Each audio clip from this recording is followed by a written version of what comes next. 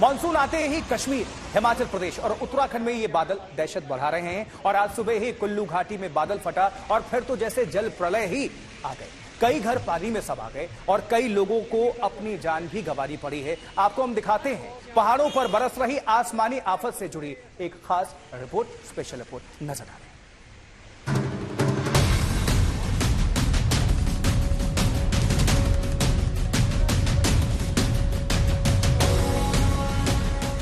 लगातार बारिश से पहाड़ बेहाल, कुल्लू में बादल फटने से बुरा हाल।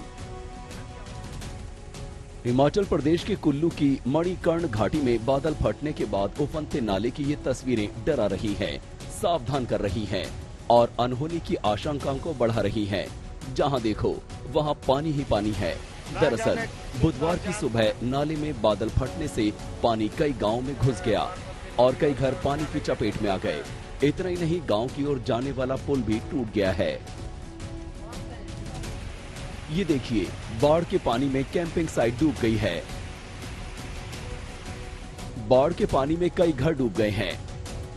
आज सुबह 5 बजे के करीब जो एक चोच गांव है, यहाँ पे इसके साथ में ही एक गौहर नाला है जिसमें क्लाउड बर्स्ट होने की वजह से बहुत ज़्यादा पानी और मक उसमें आ गया और उसकी वजह से जो पार्वती नदी है उसका फ्लो जो है रुक गया और उसका जो रिवर बेड है वो रेज हो गया। रेज होने की वजह से उसकी चपेट में जो आसपास के जो 2 घर थे वो उसकी चपेट में आए और साथ में वहाँ कैंपिंग साइट भी थी, वो उसकी चपेट में आ गए। कई लोग लापता हैं, जबकि 3 लोगों की मौत की खबर आ रही है।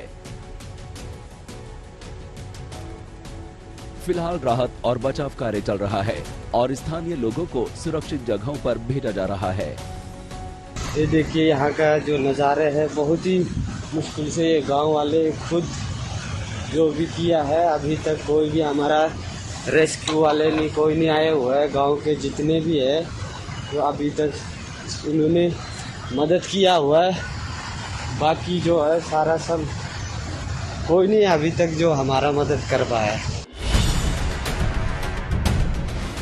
लगातार हो रही बारिश से पार्वती नदी का जल स्तर भी अचानक बढ़ गया है, जिससे संकट और बढ़ गया है। पूरे राज्य में पिछले 2 दिन से बारिश हो रही है, जिसकी वजह से मौसम विभाग ने ऑरेंज अलर्ट भी जारी किया है। प्रदेश की राजधानी शिमला में भी बारिश का सितम जोरों पर है। पानी की तेज धार के साथ आए मलबे ने बनोनी नाला के पास नेशनल हाईवे नंबर 5 को ठप कर दिया है, जिसके चलते कई लोग रास्ते में फंस गए हैं। इस मलबे की चपेट में आकर एक को अपनी जान गंवानी पड़ी और 2 लोग घायल हो गए। हिमाचल की खूबसूरत किन्नौर घाटी में भी बारिश का प्रकोप देखने को मिला है। मूसलाधार बारिश ने यहां सड़कों और घरों को काफी नुकसान पहुंचाया है। उत्तराखंड की नदियों में भी उफान। लगातार बारिश से लोग परेशान। उत्तराखंड के कई जिलों में भी आसमान से आफत बरसनी शुरू हो गई है। रुद्रप्रयाग में बद्रीनाथ हाईवे पर पानी बहने की वजह से ऋषिकेश बद्रीनाथ का रास्ता बंद करना पड़ा। बारिश का पानी घरों के साथ साथ स्कूलों में भी घुस गया है, जिसकी वजह से उन्हें बंद करना पड़ा है।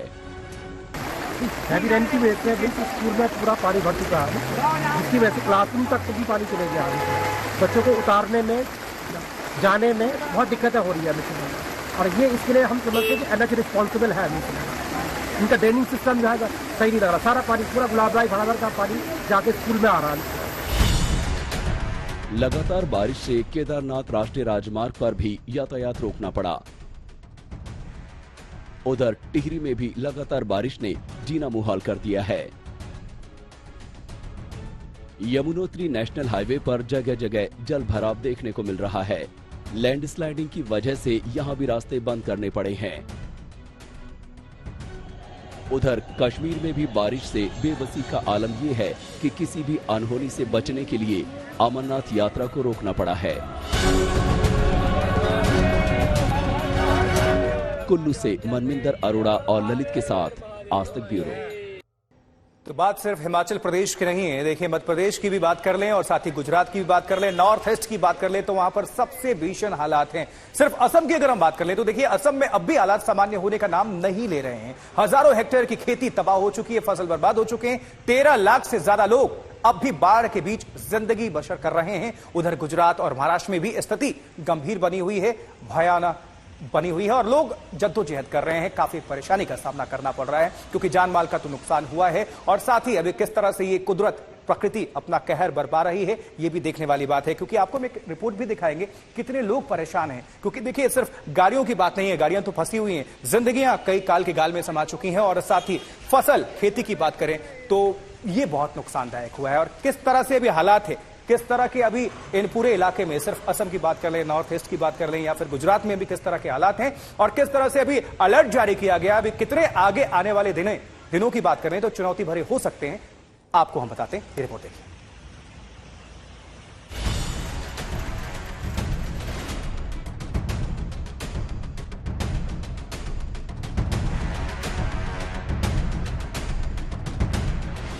जलमग्न है रत्नागिरी।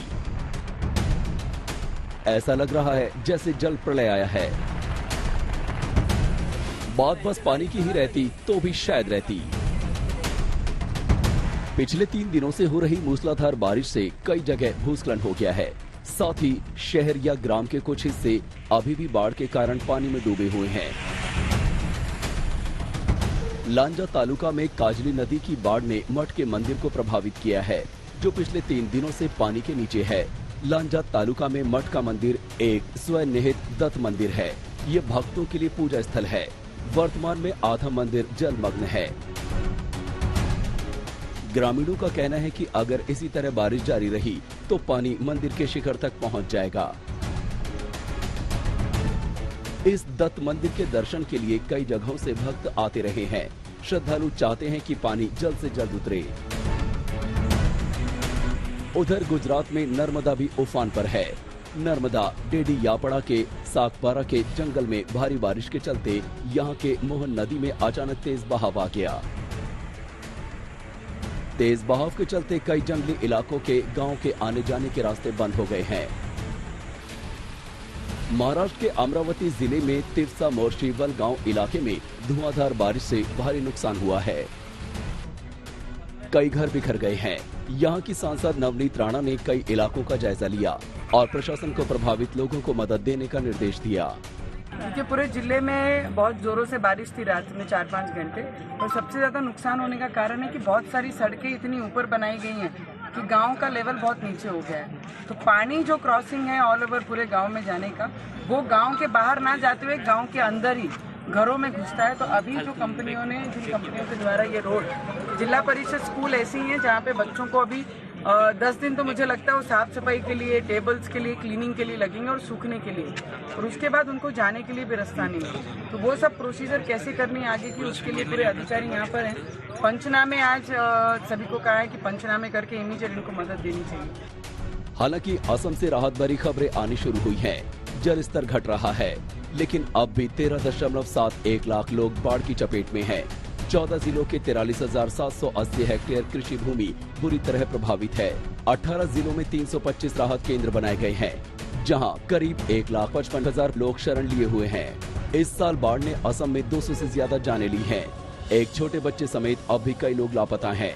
गुवाहाटी में पल्लव वोरा के साथ आज तक ब्यूरो।